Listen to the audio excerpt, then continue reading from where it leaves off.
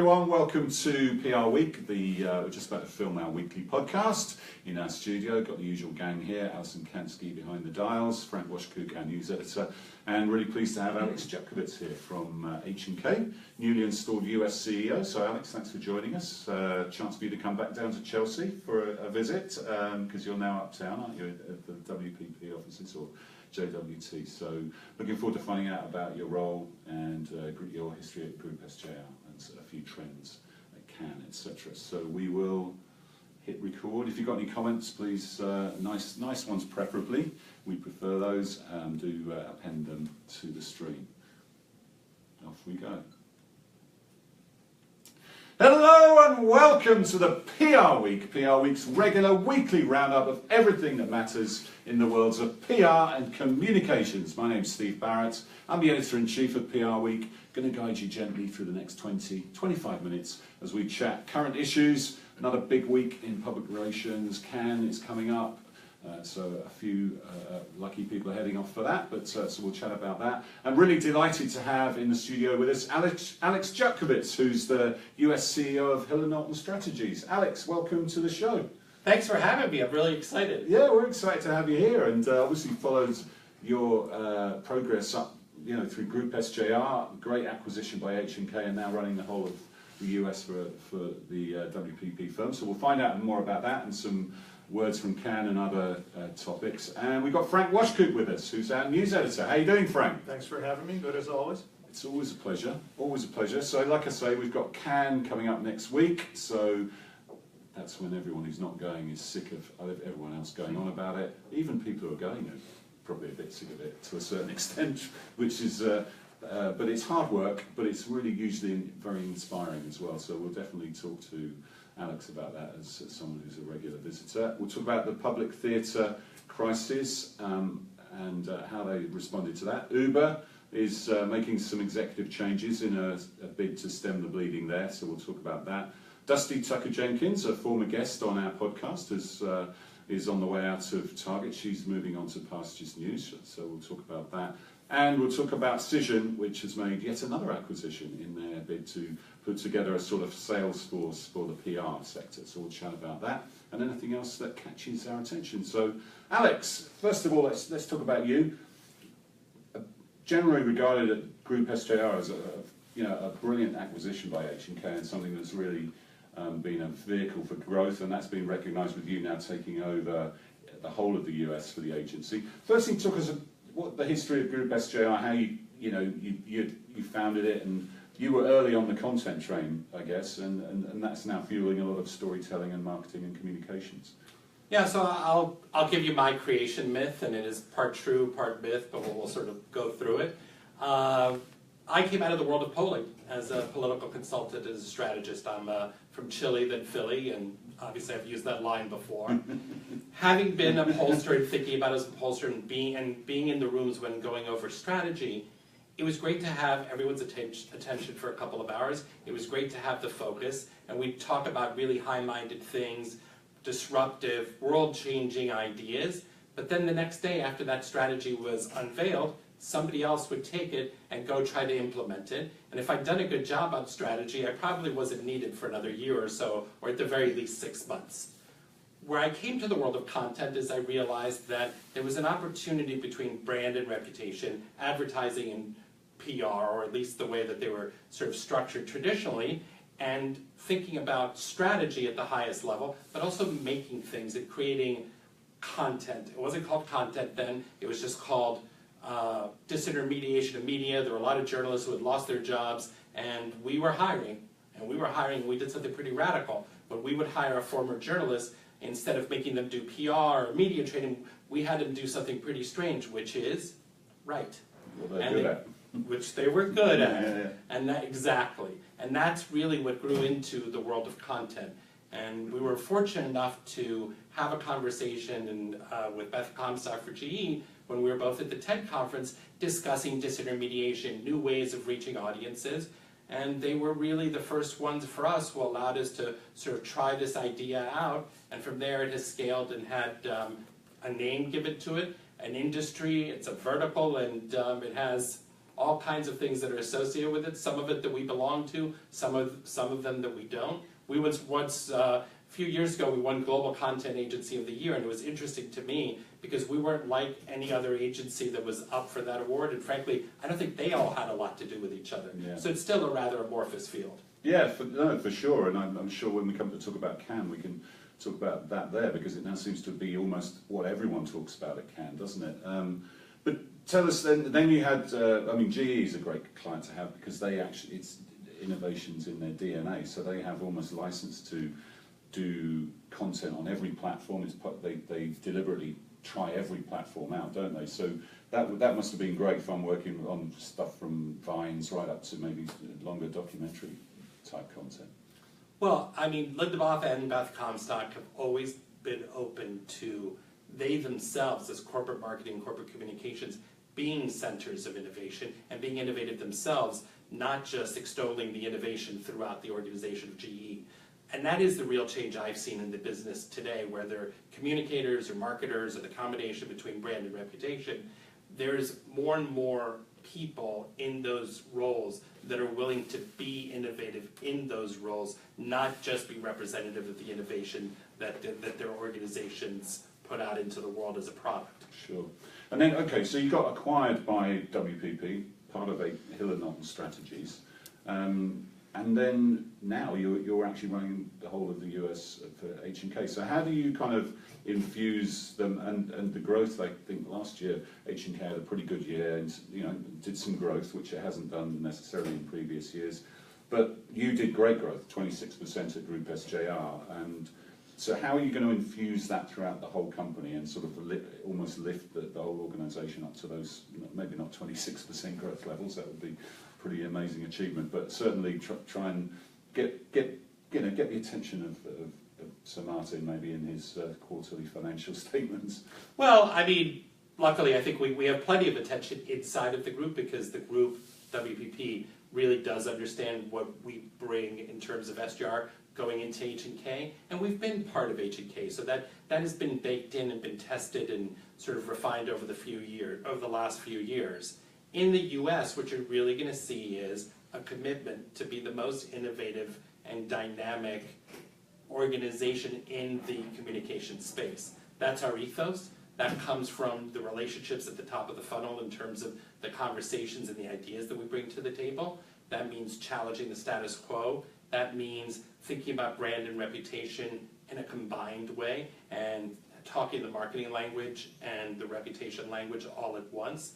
It also means not having sort of false silos. We're not going to be aligned and structured the way that most agencies are structured. We're going to change that. We're going to flatten it. I don't like a pear that much. We're going to really be a pure pyramid and really drive this idea of strategy, making things, and distribution. We all talk about those things, but what are we doing at each one of those moments to have both talent and experience and expertise, but also technology at all of those levels. At each one of those intersections, we want to combine technology and talent to produce something that's special and unique. That's really the goal at Hill+Knowlton and what we've been driving for.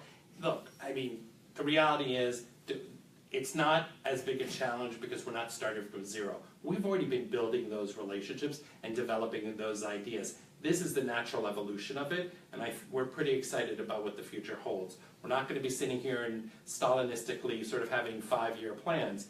We're on the move. Yeah. So how do you balance, Hill+Knowlton obviously has lots of parts to its business. It's very well known for kind of high-end corporate strategy and great energy practice. And how does content infuse itself through the whole business? Or are there some areas where it doesn't need to? And how do you sort of bring those constituent parts together? Strategy and content are inextricably intertwined. Hill+Knowlton at its core, when we strip it down, is a strategy firm. As I said to you, my background was in strategy. The challenge with strategy is how do you create a daily way to win on strategy? Content doesn't really have a lot of meaning. Let's start giving it some meaning. Content is knowledge, it's wisdom, it's wonder, it's delight. In other words, it's what organizations know and what they want, what brands know and what they want the audiences and consumers that they're trying to reach to know. We're in the business of filling that knowledge gap. There's a knowledge gap, content fills that knowledge gap. And that's really completely tied to strategy and also distribution. So we're never going to forsake what Hill+Knowlton has built and what it's known for. It's a way of extending it and modernizing and making things that ladder up to the strategy and to that underpinning. How closely are you working with their creative hub in London? We work rather closely. Yeah, it's new too, or newish, I should say, the past couple It's a look, yes, it's post our acquisition, but yeah, soon thereafter it launched. Okay, because when I talked to Jack Martin a few months ago for the agency business report, he mentioned that you guys were obviously a big source of growth. He also mentioned the London creative hub. It seemed to be sort of different spokes on the wheel, so to speak, so that you guys were working closely together, sort of the new drivers of growth. Well, I think that, and you also, if you take a look at the annual report, which is a page turner, WPP's annual report, there's my plug for that. It's a must read. There's a Vanity Fair style photo, which I am in, as is Jack Martin. Spokes of the wheel, there's obviously, look, there's two parts of the world. London and the US are in different places, right. But all of the conversation, not just at Hill+Knowlton, but in all of the agencies and rethinking and reworking themselves, those exist. And at Hill+Knowlton, London has done a very good job of sort of taking on the new challenges and restyling itself and looking at talent and thinking its proposition through in a different way. And I applaud that, and I think that that's part of the sort of change momentum that has to happen in these organizations that have not had, as Steve referenced, dynamic growth. Dynamic growth also allows you not just to bring in talent, but to come up with different kinds of thinking and ideas. And as an industry, when I watch communications and PR, it's always sort of the afterthought in terms of the insecurity that's associated with it, or we're sort of like at the last seat at the table. And the reality is, like, look, I gotta tell you, I don't know, maybe I'm not at many tables, but I get the first seat at every table because of the way that we approach things and stack them. And I think London's done a great job with that, as do other organizations out there, not just SJR and Hill+Knowlton now. We've seen the holding companies go to market in different ways, and the constituent parts. Ogilvy, has got a very new way of going about it with just one brand. We've seen Publicis putting together a much more integrated sell. Omnicom has a sort of PR head, Karen Bernbergen, who looks over all the PR firms. You've already done some cross-WPP work working with JWT and some other joint ventures. We do a lot. So how's that going to, before we get onto Cannes, because it kind of leads into it, doesn't it? I remember one of the ventures was announced last year at Cannes. Remind me what it was called again? Truffle. 2 years ago. 2 years ago, blimey. How are those sort of things going to be part of the growth model as well? Look, I think you have to strategically partner in everything that you do in life. What do we do when we grow up? We aspire to get married or couple up. I'm all about partnerships in my personal and in my professional life. The reality of the magic of WPP is the wealth of organizations that are there and the richness of the type of work that they do and where they are and how they operate. So part and parcel of Hill+Knowlton's strategy going forward is, as my boss Martin Sorrell calls it, horizontality. Perhaps not the greatest name in the world, but the idea and the strategy is quite sound and has really allowed, in my 3 years, for us to have incredible success. We would never have had the hyper growth rates that we have had 3 years straight without being able to practice horizontality. That practice is going to be embedded significantly and truly baked into Hill+Knowlton, where it's not even going to be a practice. It's just a way of life. It's the way that we work. Does that mean eventually, just before we get to Cannes, does that mean the sort of gradual end of single discipline agencies down the line? I don't know that it does, or I don't know that it doesn't. I think that anybody who does something well has room in the marketplace of ideas and has a business that can work. Yeah. I don't look at things I don't look at things as single discipline or multi-discipline. It's just your ability to solve the challenges that, in our case, in the services business, we are presented with. I either can solve them or I can in an effective and dynamic way that also takes budgets into mind. Okay, so let's get on to Cannes. It's become an amazing, massive event. Even in the time since I've been going. How long have you been going? For about 5 years, but even in that time, It's kind of expanded exponentially. You do always come away, one, exhausted, but two, inspired, and you do get to see some great work, network, and talk about great ideas. as someone who's, has been a few times, and does it matter? Some people say it's just a boondoggle. And two, what's the best way to get the most out of time at Cannes if you're there? And two, what can people who aren't there learn from it? If you go, it matters. If you don't go, it doesn't matter. Okay. So like anything else, any opportunity is what you make of it. If you want to get hit, you have to be in traffic. At Cannes, if you do a good job, you're in traffic plenty and you get hit plenty. That means interacting with dynamic ideas, with your clients, with prospective clients, with platforms, with those who are in the business that we are in. There's value in that. Is it unlimited? Do you have to do the rubber chicken tour, go to the opening of every envelope? No. But it is certainly one of the places you might select to have an impact. And I'm not big on the rosé, but also people seem to double down on the rosé. I'm also not so good with the heat, but people like the heat as well. So as long as I have air conditioning and a couple of meetings to go to, and in the case of WPP, there is a dynamic, interesting, transformative conference stream that it has. So that's always and I think that's a significant value add from the sort of grouping from the WPP experience. I will never tell you you have to be at anything, but I don't think you will regret being there. It is a place where you get to see and experience some new things, and see some people that you haven't seen in a while, and there is value in that. But it's not unlimited, and it's not God's will that everybody attend. You're not going to suddenly fade away if you're not there. Sure. Well, Steve, you might, and you will go into the world of irrelevancy like that. I was at But me, I'm forever. I missed it 2 years ago for the World Cup, actually, in Brazil. So it was on the same We side. all missed it for the World Cup.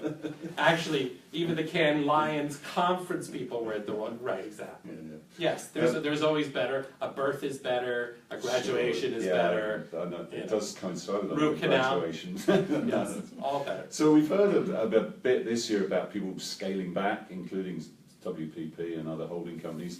Do you think it is going to be a bit less busy this year, or a little less vital? And is that just a one-year thing, or do you think maybe South by Southwest felt like it had its zenith, and is if not it's still an important. I think that these episodic moments and convening moments are like accordions.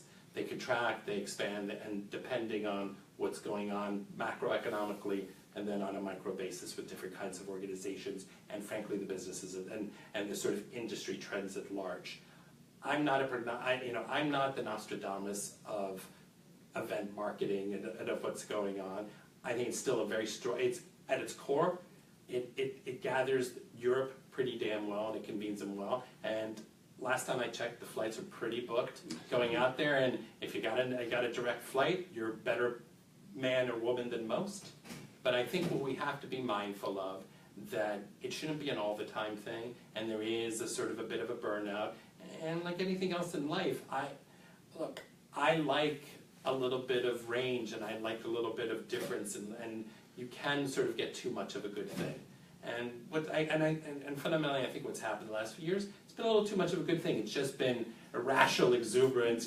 It's getting bigger, better. The yachts get bigger. The parties get bigger, and it has a limited size to it. Yeah, Let's let the accordion go down. Let's go down to more of our core folks, and then we're going to go right back up at some other point. Yeah, no, I feel a bit like that about Advertising Week, when who needs to see 15 different panels on programmatic advertising, all by a sponsor selling you something. But I don't think it's got as bad as that yet, but it's maybe getting Well, there. Advertising Week, as far as I can tell, is 52 weeks of the year, with 1 week being a holiday from actually working on advertising. Yeah. So I think it's a little like inverse somehow, the relationship that it has. All right, but you can get air conditioning and a glass of rosé at the Haymarket Cabana, so hopefully see you there at some point during the week, and anybody else who's in Cannes. The PR lines are on Monday night, and we'll have a party after that. Campaign's got a party on Wednesday, and we've got regular events in the Cabana, so come and check it out, charge up your phone, just say hi.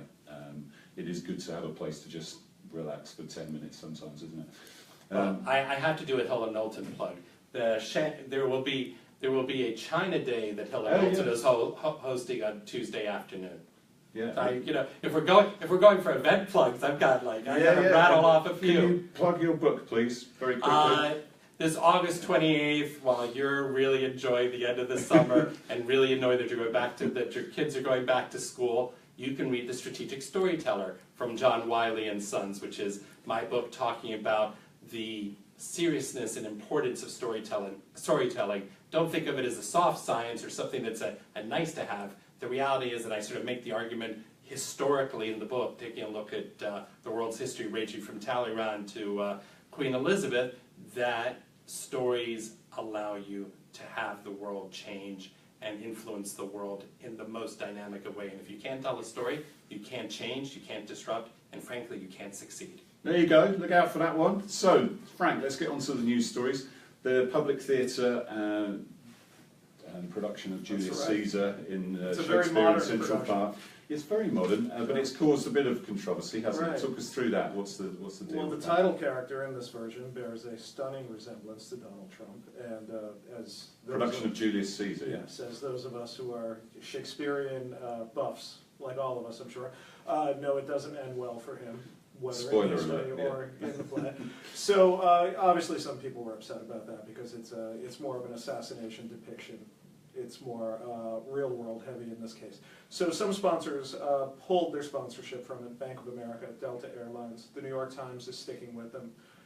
Delta sort of distanced themselves in an odd way, as did American Express. So they're pulling out of that, and again, this is the Shakespeare in the Park rendition for this year of Julius Caesar. So an interesting thing, considering all the advertising boycotts that are happening right now, if you look at Megyn Kelly's show as well, and things like that. Yeah, she's got Alex Jones on the show on Sunday. Right. And now JP Morgan has... JP Morgan, Kristen Lemke has pulled out. Basically pulled any digital or TV ads around the show away from it. So, Alex, I mean, from a communications point of view, there are a couple of issues there. One is this kind of social media element and the way things just build quickly into a fireball of rage. But also, if you're going to sponsor the arts, I mean, you know, arts are edgy, arts are going to push boundaries. So, I mean, as a client counsellor, what was your take on that sort of? Oh, my take is that on a macro level, the idea of sponsoring the arts is a valuable thing and an important thing, and lots of great organizations do that. What's art and how that gets defined, you have to decide on a case-by-case basis. This is actually, to me, a place where social media works in that sense because it gives a sort of reading on where the vox populi is, and sometimes you're going to sponsor things that aren't necessarily popular or they are provocative, and sometimes you're going to draw the line. All we can ever do as counselors in thinking about all of these challenges, present the information, and given hopefully the most possible information you can have, you make a choice. I'm not there, and that to me is a reality, and I respect brands for making choices, both whether they stay in or whether they stay out.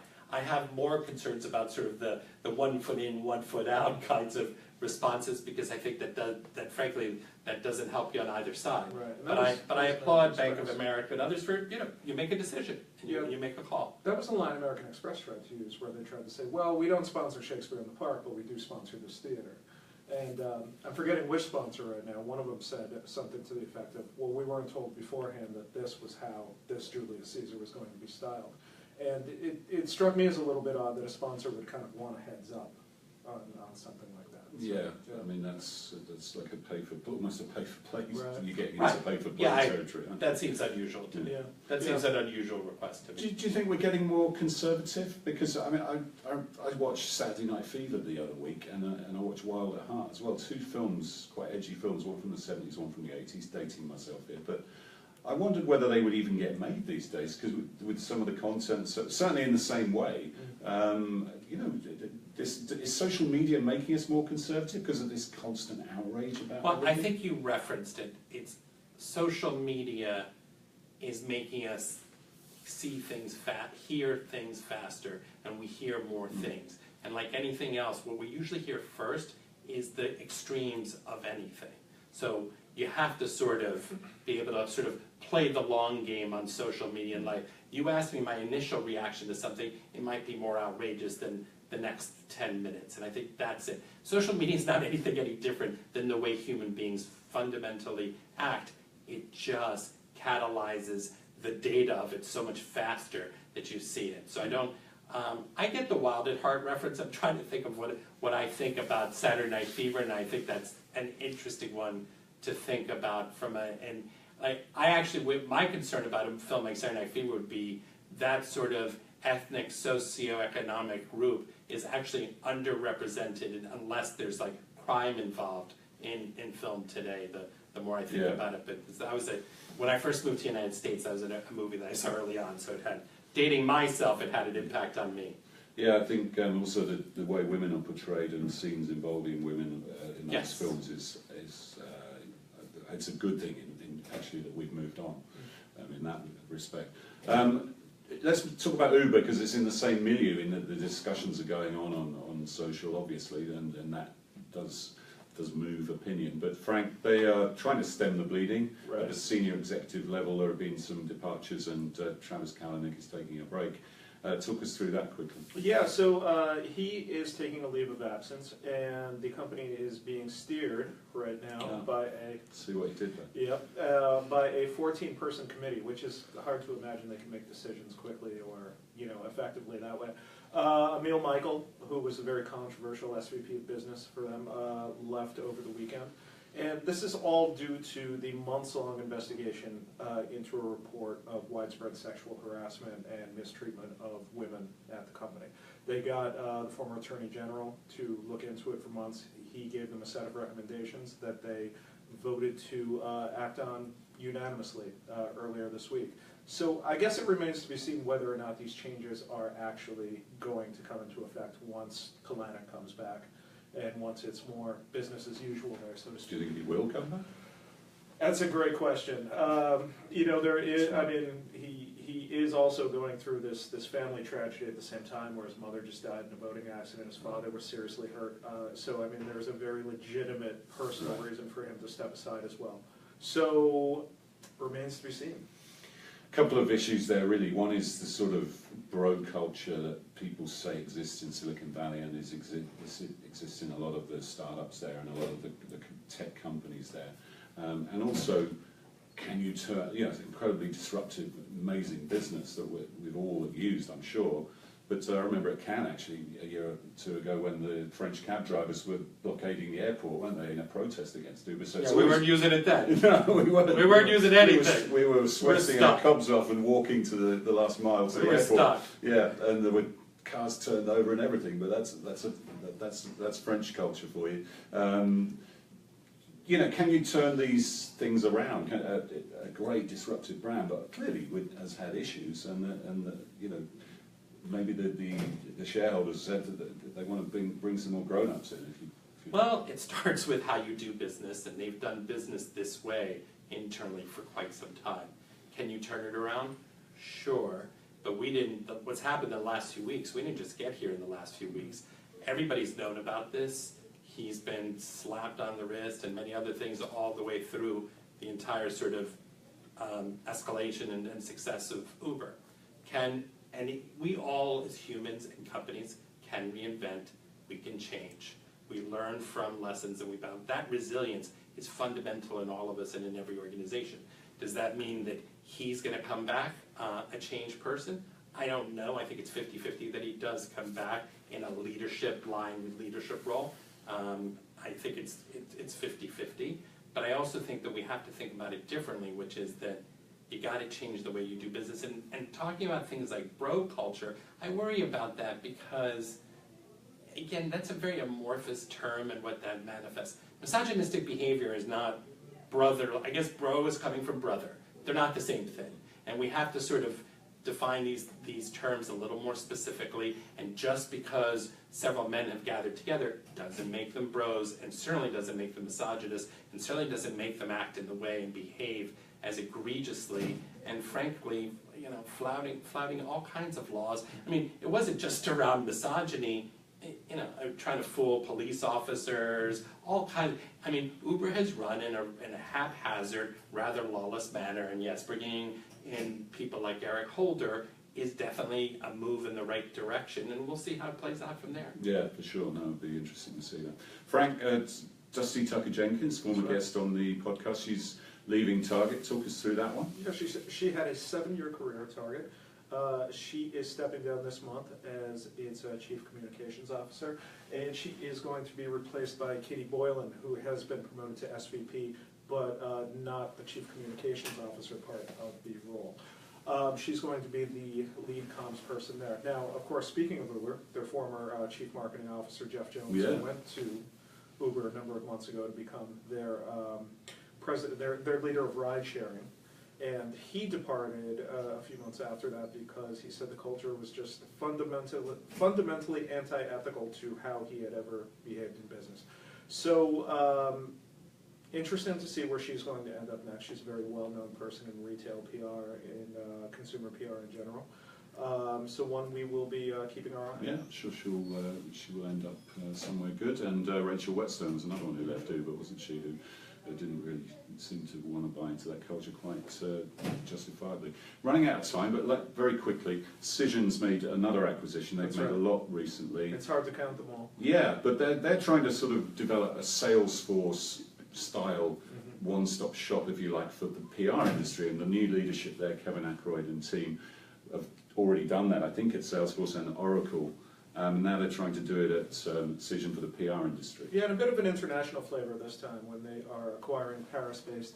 I'm going to butcher this name, so apologies in advance. L'Argus de la Presse. I can't translate that. Perfect Scranton accent there, Frank. That's a good one.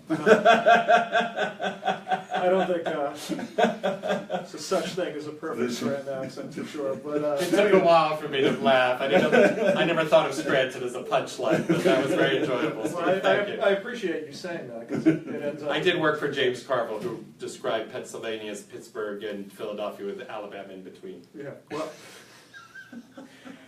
not just in between, but so Kentucky. yeah. So you a bit off base here. So come on, Cision, France. and they've acquired this company. Essentially, it's going to give them access to the French market and give them access to media monitoring services over there. And on the other side, it gives the Paris-based company, L'Argus, access to all of Cision's suite of products. Yeah, yeah. So. Just quickly, Alex, I mean, is that aspiration to develop a Salesforce or Adobe or Oracle-style suite, is that something the industry would benefit from and in demonstrating its effectiveness to clients? The industry benefits from anybody in technology actually paying attention to it and wanting to develop products and suites for it. So, yes, 100%. Now, is this the right bundle? I have no idea. Aspiring to be Salesforce is a pretty lofty aspiration. I'm not necessarily that ambitious today, but that being said, the challenge that has been in the PR industry is that it's often left behind and not part of the conversations. I'm quite heartened to see this, and I'm very supportive of the whole world working together and to develop this industry in a more dynamic way, because it's really been left behind in so many different ways. Yeah, good point. All right, we've run out of time. I'd love to have got your thoughts on polling, actually, given we just had another election in the UK where the polls kind of were totally off. But we've run out of time. We'll do that next time we have you on. Safe travels to Cannes. I hope to see you over there. And thanks for spending some time with us. Really fascinating stuff, Alex. But until next time, that's all we have time for on the PR Week. See you next week.